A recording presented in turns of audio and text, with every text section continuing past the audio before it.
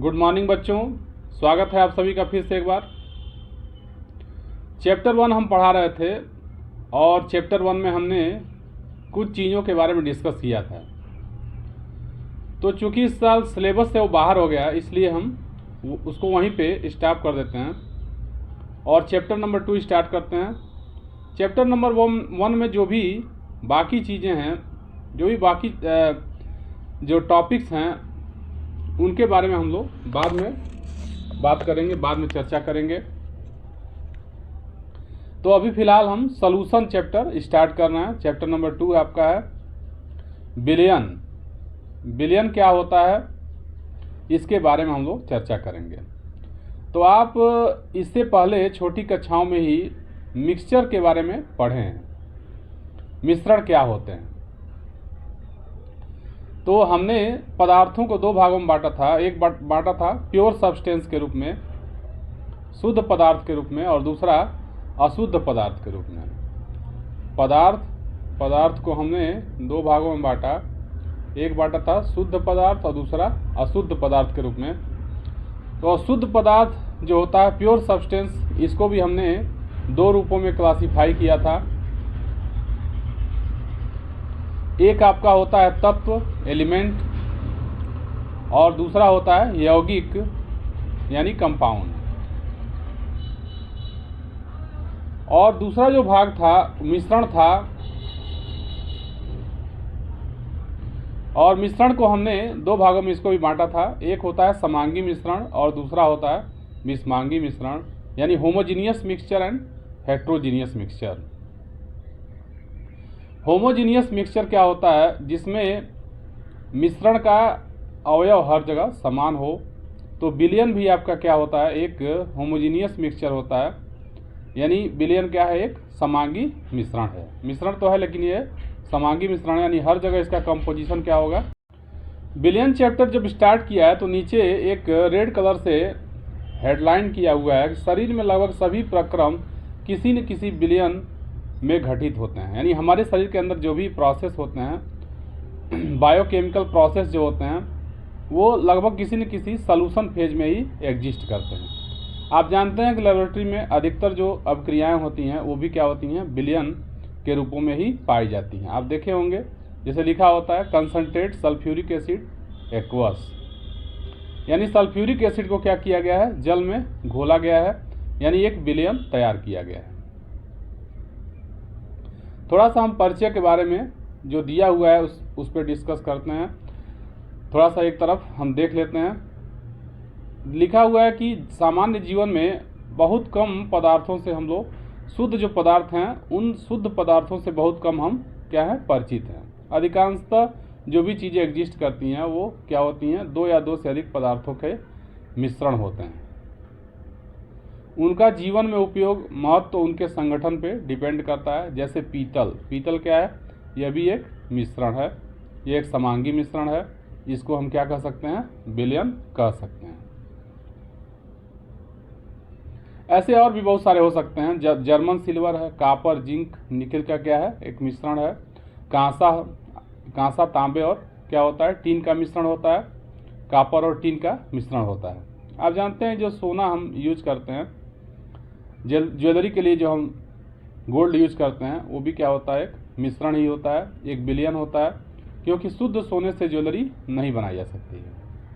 ठीक है, आप जानते हैं जो 24 कैरेट सोना है, शुद्ध सोने से ज्वेलरी नहीं बनाई जा सकती है, क्योंकि वह काफ़ी लचीला होता है।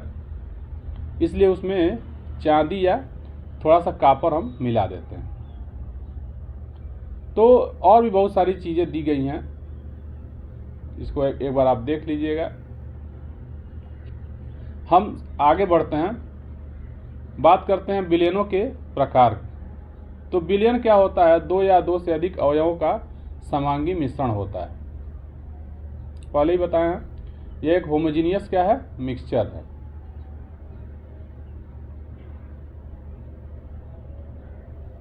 समांगी मिश्रण से हमारा तात्पर्य है कि मिश्रण में सभी जगह इनका संगठन एवं गुण एक समान होंगे।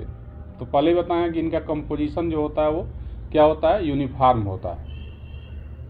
थोड़ा सा बड़ा कर लेते हैं। यहाँ पे इस चैप्टर में जो हम बात करेंगे वह एक द्विअंगी विलयन के बारे में बात करेंगे, यानी बाइनरी सॉल्यूशन के बारे में हम बात करेंगे। द्विअंगी विलयन किसे कहते हैं? ऐसे विलयन जिनके दो अंग हों, ठीक है, ऐसे विलयन जिनके दो अंग हों। दो अंग मतलब जैसे वो एक विलेय और एक विलायक के मिलने से बना हुआ है, तो विलेय किसे कहेंगे और विलायक किसे कहेंगे, इसके बारे में थोड़ा सा बात करते हैं। तो विलयन में देखिए, जो ज़्यादा मात्रा में उपस्थित होता है उसको हम क्या मानते हैं? विलायक मानते हैं। जो अधिक मात्रा में उपस्थित होता है उसको हम सामान्यतः क्या कहते हैं? विलायक कहते हैं। और जो कम मात्रा में घुला होता है उसको हम विलेय कहते हैं।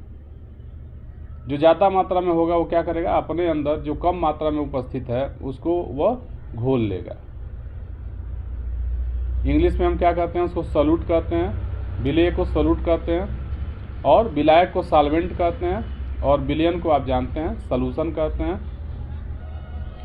तो जो लार्ज स्केल पे उपस्थित है, जो लार्ज अमाउंट में विलयन में एग्जिस्ट करता है उसको हम सॉल्वेंट कहेंगे। जो कम अमाउंट में एग्जिस्ट करता है उसको हम सॉल्यूट कहेंगे। और सॉल्यूट और सॉल्वेंट के मिलने से सॉल्यूशन का निर्माण होता है। और यहाँ पे हम बाइनरी सॉल्यूशन की बात कर रहे हैं। सामान्यतः क्या हो सकते हैं? विलयनों के प्रकार कितने तरह से हो सकते हैं यह डिपेंड करता है। आप जानते हैं कि सब्सटेंस जो होते हैं वो 3 तरह से एग्जिस्ट करते हैं, उनके फेज के आधार पे, किस किस अवस्था में पाए जाते हैं, अवस्था के आधार पे, स्टेट के आधार पे। आप जानते हैं कि सॉल्वेंट भी क्या हो सकता है? 3 स्टेट में एग्जिस्ट कर सकता है, सॉलिड, लिक्विड, गैस।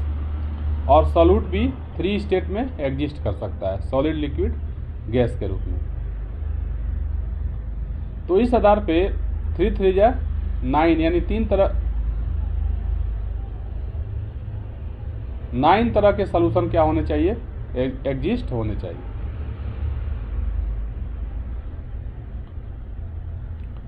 तो सबसे पहला लिया है गैसी विलयन। इसमें विलायक क्या होगा? गैस होगा। गैसी विलयन कह रहा है तो जो ज़्यादा मात्रा में एग्जिस्ट करता है उसी के आधार पे फेज एग्जिस्ट करता है। बात समझ में आ रही है? जो ज़्यादा मात्रा में होगा तो विलायक ही ज़्यादा मात्रा में होता है, तो उसी आधार पे, उसी की भौतिक अवस्था के आधार पर जो सॉल्यूशन हमारा होगा वह पाया जाएगा, एग्जिस्ट करेगा। विलेय अगर आपका क्या है? गैस है। थोड़ा बड़ा कर लेते हैं। विलेय क्या है? गैस है। और विलायक भी आपका गैस है, तो गैस का गैस में जो मिश्रण होगा वो एक विलयन बनेगा। जैसे एग्जाम्पल ऑक्सीजन और नाइट्रोजन गैस का मिश्रण। और भी बहुत सारी गैसें हो सकती हैं, ठीक है। दूसरा लिया है विलेय अगर आपका क्या हो? द्रव हो, और विलायक क्या हो? गैस हो। तो इसका एग्जाम्पल हो जाएगा क्लोरोफॉर्म को नाइट्रोजन गैस में मिश्रित किया जाए। ठोस का गैस में, जैसे कपूर का नाइट्रोजन गैस में विलयन। आप जानते हैं कैंपर को गर्म करने पर क्या होता है? वो वेपर फेज में चला जाता है, यानी भाप बन जाता है। तो जब हम गर्म कर लेंगे तो भाप अवस्था में परिवर्तित हो जाएगा और फिर क्या करेंगे? गैस में उसको मिश्रित कर देंगे। इस तरह से कपूर का नाइट्रोजन गैस में विलयन, यह एक एग्जाम्पल हो जाएगा ठोस का गैस में विलयन।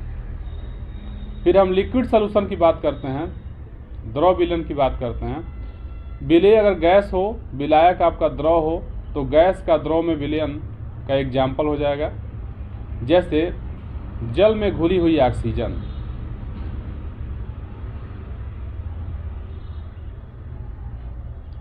आप जानते हैं कि जो जलीय जंतु होते हैं वह घुली हुई ऑक्सीजन का ही उपयोग करते हैं। द्रव का द्रव में, लिक्विड सॉल्यूशन, जैसे एग्जाम्पल है आपका एथेनॉल का वाटर में सॉल्यूशन, पैग बनाना। तीसरा एग्जाम्पल हो जाएगा ठोस का द्रव में।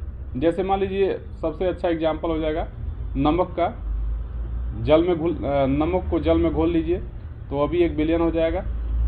और एग्जाम्पल हो जाएगा ठोस का द्रव में बिलियन का। या चीनी को घोल लीजिए द्रव में। शरबत भी इसका एक बेस्ट एग्जाम्पल हो जाएगा। फिर तीसरा आपका है ठोस विलयन, यानी अब हम क्या करेंगे, विलायक को हम ठोस अवस्था में लेंगे तो गैस का ठोस में विलयन, जैसे हाइड्रोजन का पैलाडियम में मिश्रण, हाइड्रोजन गैस को पैलाडियम को हीट करके उसमें हम पास कर दें तो इसका एक सॉल्यूशन का एग्जाम्पल हो जाएगा हाइड्रोजन का पैलाडियम में विलयन।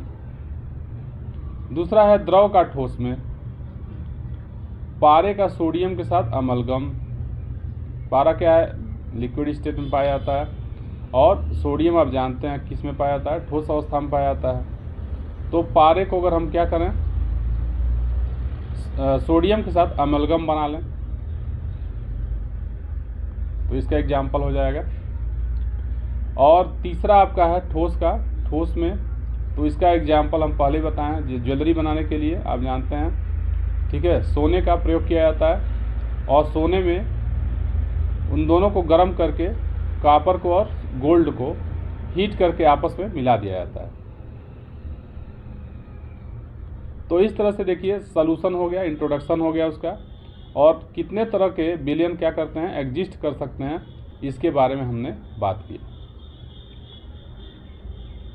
अब इसके बाद जो अगला टॉपिक हमारा स्टार्ट होगा वो आपका है विलयन की सांद्रता को व्यक्त करना। विलयन की सांद्रता किसे कहते हैं, तो सांद्रता किसे कहेंगे, किसी भी सॉल्यूशन में उपस्थित सॉल्यूट की मात्रा को ही हम क्या कहते हैं, उस विलयन की सांद्रता कहते हैं।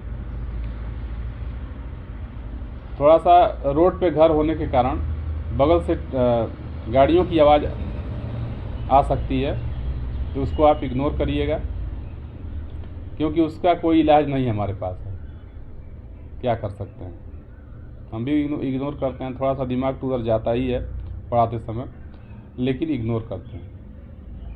The amount of solute present in the solution, the amount of solute present in the solution is called as concentration of the solution. Concentration कैसे निकालेंगे, क्या क्या तरीका होता है, किसी विलयन की सांद्रता को व्यक्त करने के लिए बहुत सारी विधियाँ होती हैं, इसके बारे में हम लोग आगे बात करेंगे, लेकिन उसके लिए आपको नेक्स्ट लेक्चर का इंतज़ार करना पड़ेगा। तब तक आप इतना देख लीजिए और इसके बारे में रिवाइज कर लीजिए। किसी भी विलयन की सांद्रता को व्यक्त करने के लिए बहुत सारी विधियाँ होती हैं, इसको हम अगले लेक्चर में समझेंगे। तब तक के लिए आप सभी को धन्यवाद।